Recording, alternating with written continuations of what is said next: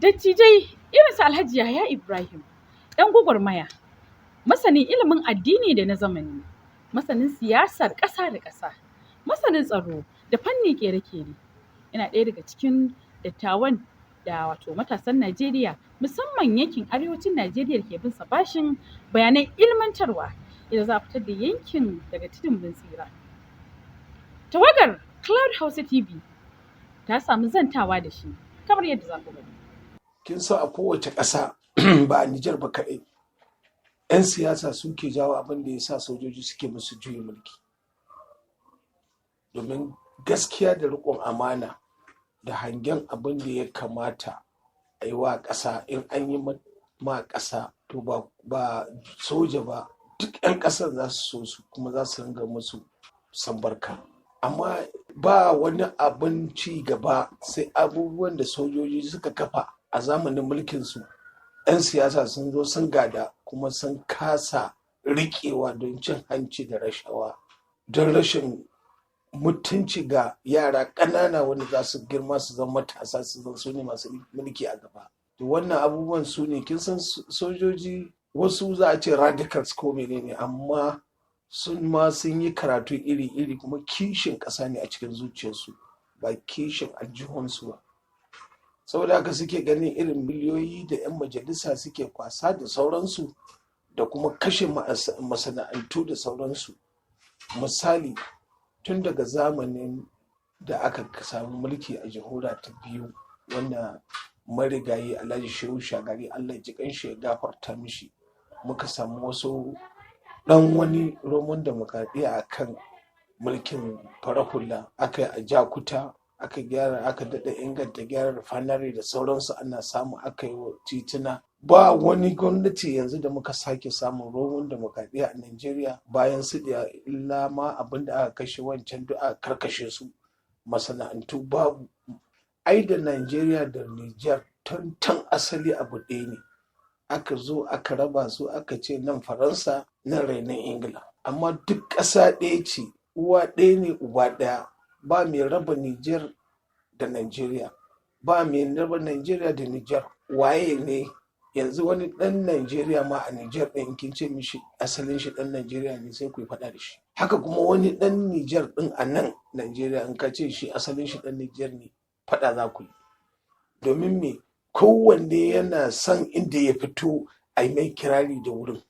To an haife ka yi girma a wuri, ka yi karatu a wuri. Yanzu wani ɗan Niger na nan Ingilishi ya sani kuma yana riƙe da babban mukami. Mun tambaye sa a matsayinsa na masanin diflomasiyyar ƙasa da ƙasa, wai shin menene ra'ayinsa game da juyin da aka yi a jamhuriyar Nijar? Wato nasara wannan juyin mulki a ce nasara ce a ce rashin nasara, in the sense that su sojojin da suka yi juyin mulki mutum ya zauna yi nazari da kwakwalwarsa kawai ka zauna ka yi tunani. Kun ga sun kashe Bazu? Ai ba dan Bazu suka yi juyin mulki ba, su sun yi ne dan ƙasarsu, suna san Bazu. Da ba su san Bazu da sun kashe shi nan take kuma su kashe iyalansa ko duk wani abin nan mai ƙaunarsa a ƙasar. Ba su taɓa zuwa abin da suka taɓa gwamnatin. Babu yanda za a yi a ce kai da ƙasarka kana shugaba da manyan sojojinka da komi a ce wasu ƙasa sun zo sun yi sansani a ƙasarka kai ka ba su wuri, a ce ba za ka shiga cikin sansanin nan ba na sojoji ko sojojinka ba su isa ba su je wannan sansani, kuma su sun je sun yi karatu ne kuma suka ɗauki alƙawarin za su tsare ƙasar Nijar. Sannan sai a ce akwai wasu sansanin soja a cikin Nijar daga Faransa, a ce shi soja ɗan asalin Nijar ba zai shiga ciki ba. Why? Sannan kuma aka zo ana ɗibar dukiyarsu, dukiyar nan da ake ɗiba ba ɗan ƙaramin ko la'ada ba a basu. To tun da akwai alaƙa ta kud da kud da jamhuriyar Nijar da yankin arewacin Najeriya, wai shin me yake kawo koma baya musamman a ci gaban yankin arewacin Najeriya? Rashin ƙaunar juna, ba ma ƙaunar junanmu. Babu yanda za a yi ka gan ɗan uwanka da abin arziki ka yaba, sai dai ka yi baƙin ciki. Ba mai taimakon matasa, za ka iya kashe ka ɗanka kuɗi ko nawa ne ya je karatu, amma ɗan maƙocinka ko ɗan unguwarka ko miliyan 100 nawa gare ka ba za ka iya ɗaukan ɗawainiyar shi ba ya je karatu komin iliminsa. Shi yasa muka rasa shugabanni a unguwanni da sauransu wanda za su tsawatar aji. Ba mu da haɗin kai, ba mu mitin sai lokacin da wani mummunan abu ya tashi sai a ce ana kiran taro.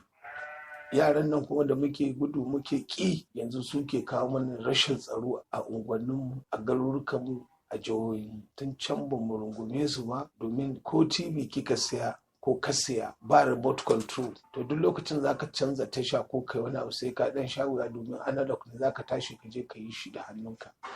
Idan kuwa haka ne, ina mafita?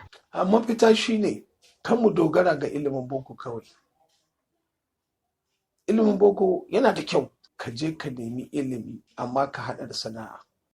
In ka yi maganan cewa wani ya ɗauki ɗan maƙwabci ko ɗan talaka ko maraye ya je ya raya shi ya zama mutum don gaba ya iya juya shi ya mishi abin da ake so a arewa, sai a ce kana bakin ciki da dukiyar mutum. Kuma shi yanzu duk dukiyar nan zai tara shi ya mutu. In ya mutu wallahi wani ma ko kwana 3 ba za a yi ba, 'ya'yan za su fara cewa mai gadi ya mutu. Ba za su amfani shi da komi ba. Ɗaya ne yaran yanzu 'ya'yan masu kuɗi da masu mulki wanda suke tsayawa su ji takaicin mutum ubansu su yi wasu abubuwa. Daɗi suke ji da lokacin za su sayi motoci don babansu ya riga ya koya musu yadda ake kashe dala, yadda ake wulakanta mutane a wulakanta talaka. Ya riga ya koya mishi, saboda haka yana sai ya ci gaba. Saboda haka yanzu da yana da ɗan kariya, yanzu ko dukiya zama nashi zai fada ne a kai, baya tunanin ya yi wani abu. To wace rawa ya kamata matasan yankin arewacin Najeriya su taka domin fitar da yankin daga halin da yake ciki? Ina son matasan arewan Najeriya, kamar yadda nake kira a kullum, su yi watsi da kiraye-kiraye na bambanci da na addini, na jam'iyya da ƙabilanci. Ku haɗu ku zama ɗaya, da ɗan kudancin Kaduna da ɗan kudancin Jos da arewan Jos da ɗan Kaduna Santa da ina ne, ku zama ɗaya da Kano. Wasu yaruka daban suna abin nan wasanni a tare. Yanzu ko babu shi, kowa yanzu an je an mai huɗuba a wurin addinin su daban-daban, amma kuma ga yaudara da 'yan siyasa suka kawo. Duk za ku zo 'ya'yanku su haɗu a makaranta, 'ya'yanku kuma da ku kanku ma ku haɗu a kasuwanni, domin bayan da za ku yi wannan tun da kun san nan za ku je ku samu abubuwan da kuke bukata, amma kun hana mutane zaman lafiya a unguwanni don kuna 'yan siyasa. Saboda haka ni a wurina ina son siyasa, amma ina ganin siyasa da muke ciki yanzu, misali wallahi tallahi siyasa ce ta yaudara. Daga ƙarshe, idan da kai ne shugaban Najeriya, ta yaya za a yi ka tafi da mulkin ƙasar? Gaskiya na farko zan nemi tsofaffin sojoji da tsofaffin 'yan sanda da 'yan sanda masu ci yanzu, za mu shiga wani dogon mitin. Sannan na biyu, zan kafa gonakai. Tabbas zan nemi ƙwararren masanin ilimin noma da na boko da wanda yake a sarari. Zan buɗe tsangaya daban-daban na noma a ƙasa a ko'ina, domin in samu tattalin arziki na ƙasa. Kuma sannan zan yarda da kowane sati Lahadi, wato kowane Lahadi da kowace Juma'a a duk masallatai da coci-coci a yi addu'a. Kuma zan samu lokacin da zan ringa kiran manyan limamai da fastoci, muna mitin da ni da su ringa gaya mu me kukan al'umma. Idan aka yi haka nan, za a samu fasali mai kyau, za a gane su waye fasa gurbi a ƙasan, su ke son ci gaban ƙasan.